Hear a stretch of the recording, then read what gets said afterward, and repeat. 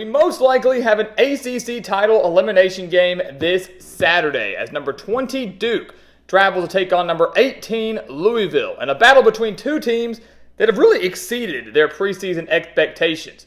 Duke coming off that 9-win season in 2022, doing much better, I think, than people thought they'd be, especially with the tougher schedule that they faced this season. Louisville, on the other hand, entering year one under Jeff Brom, finds himself as just a one-loss team, including a handful of massive victories, but none bigger than that win over Notre Dame just a few weeks ago. So whose dream season will continue after Saturday, and whose dream season will come to an end?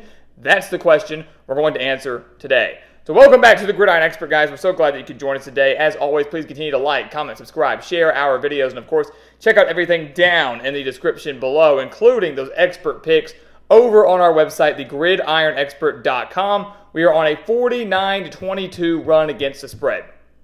49-22 run against the spread. That is 69%. We're being at over 80% of the national handicappers. We've done so each of the last 5 years, and we're offering you these picks from one of the lowest prices in the country with the best guaranteed results in the entire country. So if you want to win big, go sign up with us today. It's a full year-long subscription, 365 days. So you buy now, you get it through October of next year. It's never too late to sign up and join our team. So go check it out, the expert picks down in the description below. So let's just go ahead and dive into this game. We won't really hesitate here. Duke and Louisville, two teams I think match up very well with each other. And this is a very, very intriguing game. One that I'm sure back in the preseason we didn't expect to be a top 20 matchup. One that back in the preseason we didn't expect to have ACC title implications. Yet here we are. We start on offense with Duke, and they have a major question mark right out the gate. Okay, both teams do, but we'll start with the Blue Devils. Riley Leonard. Is he going to play? At the time of this video, we don't know some of the injury statuses of some of the top players for both Duke and Louisville entering this game. Riley Leonard, as Mike Elko has said, is going to be day to day as we approach Saturday. He was injured back in that Notre Dame game, came back for the Florida State game, and then was injured again midway through the third quarter and did not return. So will he play? And if he does, will Riley Leonard even be 100%? He's thrown for over 900 yards, 3 touchdowns, rushed for over 340 as well. This is a guy they need, not just because he's the leader of your team, not just because he's one of the best quarterbacks in the ACC, but because of his dual threat ability that's going to force this Louisville defense to stay honest. Because if Leonard can't go, it's going to be Henry Balin IV that goes at quarterback. He's thrown for 232 yards, 1 touchdown, just in 2 interceptions so far this year. He did lead the Blue Devils to that 24-3 win over NC State a few weeks ago, and that was great. But when he came in for relief of Leonard in that Florida State game, the offense was atrocious. Keep in mind, they were in the red zone looking to take a 10-point lead. Balin could not get them into the end zone. After that, Florida State scored 3 straight touchdowns to ultimately win 38-20. And with him under center, the Blue Devils only mustered 42 yards of offense the rest of the game. But this is a team that overall wants to run the ball, right? They need Leonard to do that, but they want to run it with their running backs as well. This is a team that averages nearly 200 rushing yards per game. They've got Jordan Waters. They've got Jaquez Moore, both rushing for over 300 yards. Actually, Jordan Waters, 465, Moore, 390, and Waters, 9 touchdowns on the year. So for Duke, the biggest thing in this game is whether Riley Leonard plays or not, you've got to come out, you've got to play some smash mouth football, and you've got to establish the run early. And if Henry Balin does get to start quarterback, establish the run early and maybe set up some easy throws for him because he's not going to beat you solely through the air, and we know that. Louisville, on the other hand, they want to run the ball too, but like Duke, they have a massive injury question. Will one of the best running backs in the ACC, Jawar Jordan, will he play in this game? He injured his hamstring back in that loss against Pittsburgh. Still unsure of if he will play or not against Duke, although he claims to be fully healthy. He's rushed for over 660 yards, 8 touchdowns, averaging 7.4 yards per carry, a ridiculous number. He's the X factor. He is the offense for Louisville. They need him. Jeff Brom's squad needs him. This is a Louisville team that, again, is averaging over 462 yards per game. Good chunk of that coming on the ground. If Jordan's not there, they may have to turn more to their quarterback and Jack Plummer. Beauty of that is he is capable of winning through the air. Ultimately, if it's Jack Plummer versus Henry Balin IV, Plummer owns that quarterback edge, and Plummer owns the edge of a Riley Leonard if he's not 100%.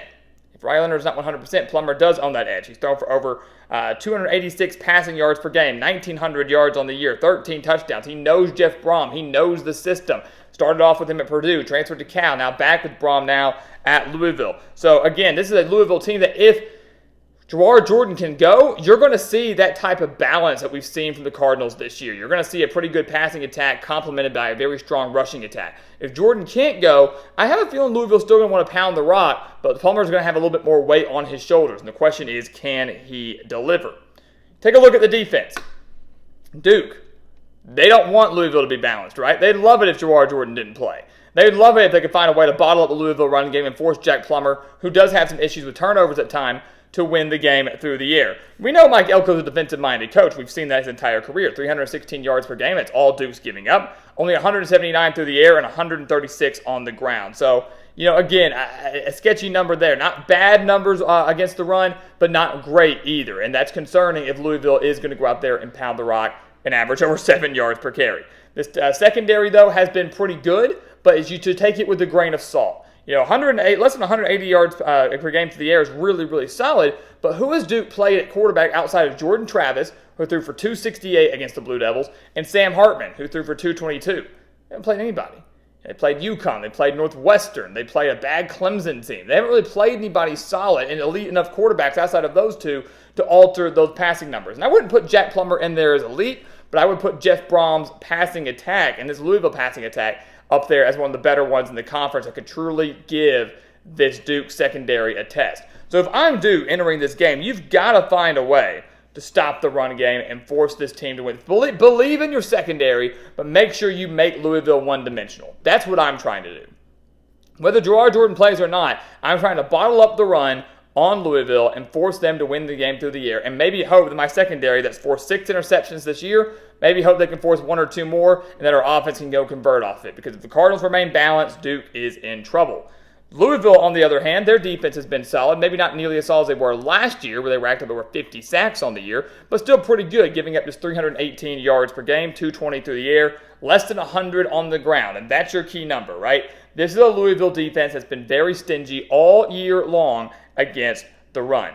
They've allowed over 100 rushing yards just twice this year, once back in the season opener against Georgia Tech, another in a 28-point victory against Boston College. Their front seven is solid in stopping the run. They're solid in getting pressure, 15 sacks on the year. They have forced 14 turnovers, and that's the beauty of this game, right? If their rushing defense continues to live up to the hype and they continue to play the way they have, and they bottle up Jordan Waters, and they bottle up Jacquez Moore, and they bottle up Riley Leonard if he does play and try to use like the dual threat ability, Louisville is going to be just fine. They make Duke one-dimensional, and they force Henry Balin or a one-legged Riley Leonard to win the game through the air. I really like the Cardinals' chances here. So the biggest thing for them is to create pressure on whoever's quarterback, make them uncomfortable, get them behind the chains where running the ball is not going to do you any good. And you know what? If you can force a turnover or 2 in there, they've already forced 14 this year, and then convert off of those, Louisville wins this game, no doubt about it. So what is going to happen in this game? This is a tough one to pick. It really is, because there's a lot of uncertainty surrounding it. Will Duke have their star quarterback? Will Louisville have their star running back? There are a lot of unknowns entering this game, which also makes the pick a little bit difficult and makes the game itself a little bit difficult. But here's what it comes down to. Both rushing teams, if they can stop, or both defenses, they can stop the run. If Louisville hones in on Duke and plays rushing defense like the way they have all year long, if Duke focuses on Jawhar Jordan, whoever Louisville's running backs are going to be, and shut that down, it comes down to the aerial attack. It comes down to the passing attack. Who's going to own that edge on Saturday? And I'm going to give that edge to Louisville. I'm going to give that edge to Jack Plummer, who's averaging nearly 300 passing yards per game. I'm going to give it to the team that doesn't have a hobbled quarterback. Whether he plays or not, he might not be 100%. I like Louisville a bit more there. I also like the fact that Louisville has home field advantage. That plays a big role. The Cardinals are 3-0 at home this year, winning those 3 games by an average of 32.3 points per game. They're 8-1 at home over the course of the last 2 years with 3 top 25 victories, including that big one against Notre Dame earlier this season. So give me the Cardinals to take down the Blue Devils on Saturday afternoon. A massive game in the ACC, but Louisville's dream season stays alive as they improve to 7-1. Duke, more than likely eliminated from ACC title contention, moving down to 5-3, but still has a great opportunity to have a fantastic year by season's end. So there you have it, guys. Final top 25 game of the week. Leave your comments and thoughts down in the comment section below, and let's get ready for another massive college football Saturday. And once again, as always, please continue to like, to comment, to subscribe, share the videos. Check out everything down in the description below, including those expert picks over on our website, thegridironexpert.com. You do not want to miss out on those picks that are on a 49-22 run. Go sign up for those today. And once again, guys, as always, thank you so much for watching. We'll see you next time right here on The Gridiron Expert.